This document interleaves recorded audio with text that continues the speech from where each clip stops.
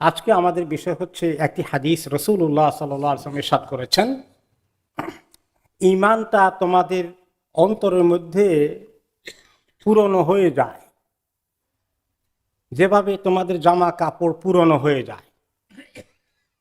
কাজেই তোমাদের অন্তরের ঈমানকে নবায়ন করো। ঈমান পুরো পুরনো হয়ে যায়, আবার এটাকে নবায়ন করো, নতুন করো আবার এটাকে। এই হাদিসটি অত্যন্ত গুরুত্বপূর্ণ। তাহলে আমাদের ঈমান পুরনো হয়ে যায়, কথার অর্থ কি? কাপড় চোপড় পরতে পরতে পুরনো হয়ে যায়।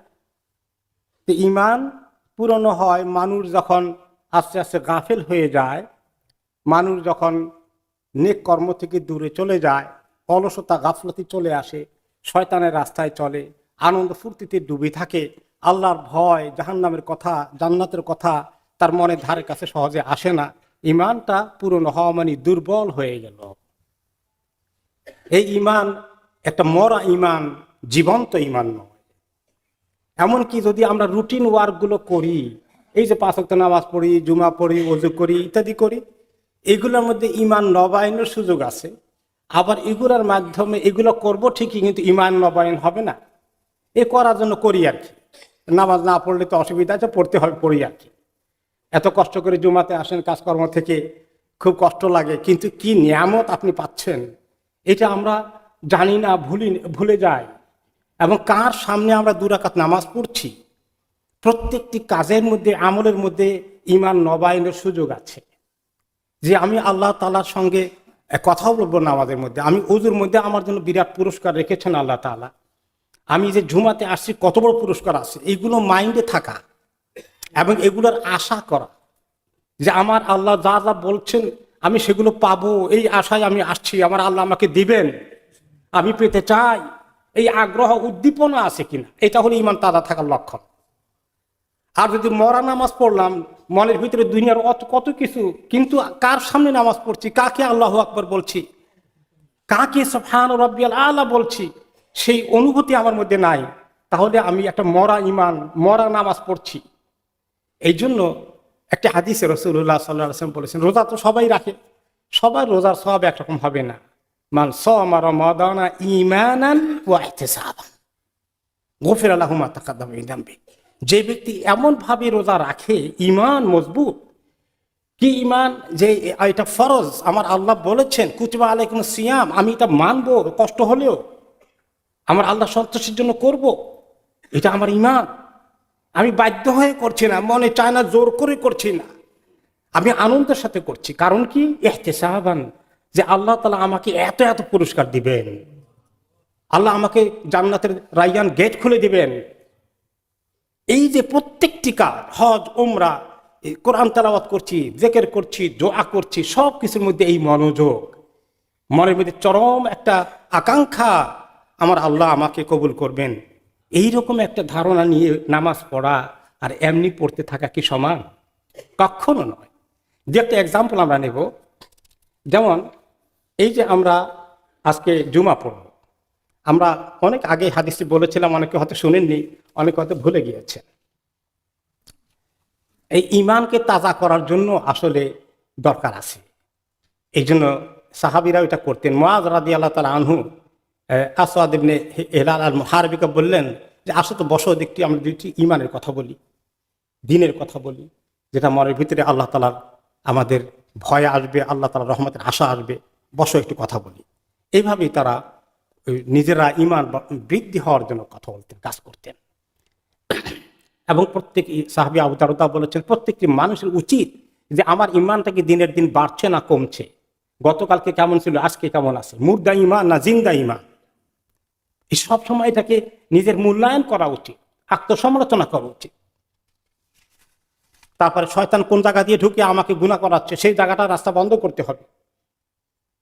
এইভাবে চিন্তা করা বুদ্ধিমান মুসলমানের কাজ। একটা এক্সাম্পল দেই, এই যে জুমা পড়তে আসছে, হাদিসে কি এসেছে যে আল্লাহ তাআলা কিয়ামতের দিন প্রত্যেকটি দিনকে দিনের একটা সূরত দিয়ে উঠাবেন। শনিবার, রবিবার, সোমবার, প্রত্যেকটি সপ্তাহে 7টি দিনকে আল্লাহ তাআলা উঠাবেন হাসরের ময়দানে, এবং আমি কি কি আমল করেছি দেখাবেন। প্রত্যেকটি দিন একেবারে এরকম লিস্ট আকারে আসবে আমার জীবনে। বছরে 365 দিনের দিনগুলো প্রত্যেকটি দিনের হিসাব আমার সামনে আসবে। তো প্রত্যেকটি দিনের একটা সূরত থাকবে। কিয়ামতে কিন্তু আখিরাতে প্রত্যেকটি আমলকে আল্লাহ তাআলা একটা রূপ দিবেন। এখন আমরা আমলে কোনো রূপ দেখি না, এর একটা বডি থাকবে, একটা শরীর থাকবে আমলে। এবং জুমার নামাজের দিনটা আসবে আমাদের কাছে, এর একটা শরীর হবে, অন্য দিনগুলোরও শরীর হবে। সেই দিনগুলোর একরকম শরীর হবে স্বাভাবিক, কিন্তু জুমার দিনের শরীরটা হবে অন্যরকম। একটা আকৃতি আল্লাহ তাআলা দিবেন, সেটা হবে যে অসম্ভব আলোকিত, উজ্জ্বল, নুরানি একটা দিন আমাদের সামনে আসবে। এবং তাদেরকে আল্লাহ তাআলা এই জুমার যে ফজিলত এবং মর্তবা এবং তারা যেভাবে জুমাকে আদায় করেছে, এইটা তাদের কাছে এমনভাবে আসবে, তাদেরকে দেওয়া হবে, দেখো তোমার জুমা তোমার কাছে আসছে। এমনভাবে তাকে জুমাকে সাজানো হবে, এত নুরানি করা হবে, এত মায়াবী দিয়ে তাকে তৈরি করা হবে, যেভাবে একজন নববিবাহিত বর দুলহা তার স্ত্রী, তার দুলহান তাকে প্রথম সাক্ষাতে দেওয়া হয়, দেখা করতে দেওয়া হয়, কত আগ্রহ নিয়ে সে তার এই বিবাহিত স্ত্রীর দিকে তাকায়। এরকম বিবাহের বিষয় নয়, কিন্তু এমন আকর্ষণীয় জুমা, নুরানি জুমা তার কাছে প্রেজেন্ট করা হবে।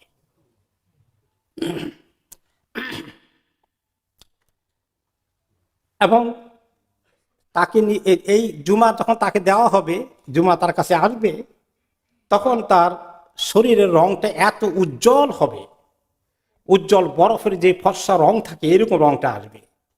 এবং তার শরীর থেকে সুগন্ধ ছড়িয়ে পড়বে এই জুমার কারণে। এবং তাদেরকে আল্লাহ তাআলা বলবেন, জুমার ঠিক মতো যারা আদায় করেছ, তোমরা এই যে কর্পূরের পাহাড় আছে,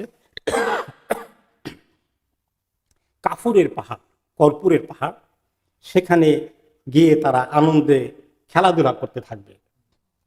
তাদের এই আনন্দ দেখে অন্যান্য জিন ইনসান তারা সবাই তাদের দিকে তাকিয়ে থাকবে। আল্লাহ তাদের এত ফুর্তি আল্লাহ দিয়েছেন, এই জুমার এত নিয়ামত তাদেরকে আল্লাহ তাআলা দিয়েছেন, আশ্চর্য হয়ে যাবে। এবং তাদের মতে এই মর্যাদা আল্লাহ তাআলা আর কাউকে দিবেন না, শুধুমাত্র ওদেরকে দিবেন, শুধু যারা আল্লাহকে খুশি করার জন্য ইখলাসের সাথে আজান দিত, মুয়াজ্জিনদেরকে। তাহলে এই জুমা যে পড়ে যায়, কোন তরিকায় পড়ি? অনেকেই খুতবার মধ্যে মোবাইল টিপি শুরু করে দেন। সুবহানাল্লাহ, কি অমনোযোগী! এই জুমা সেই জুমা হবে? এরপরে তিনি এই যে নামাজটা 5 ওয়াক্ত পড়ি, এর মধ্যে কি মর্তবা আছে? তিনি বললেন যে তোমাদের ঘরের সামনে যদি এরকম নহর থাকে যে প্রতিদিন 5 বার গোসল করে, তার শরীরে কোনো ময়লা থাকবে?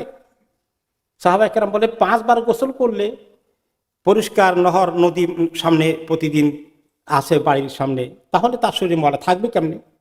তিনি বললেন যে এভাবেই তোমাদের এই 5 ওয়াক্ত নামাজ তোমাদের সমস্ত শরীরের গুনাহকে ধুয়ে মুছে সাফ করে দেয়।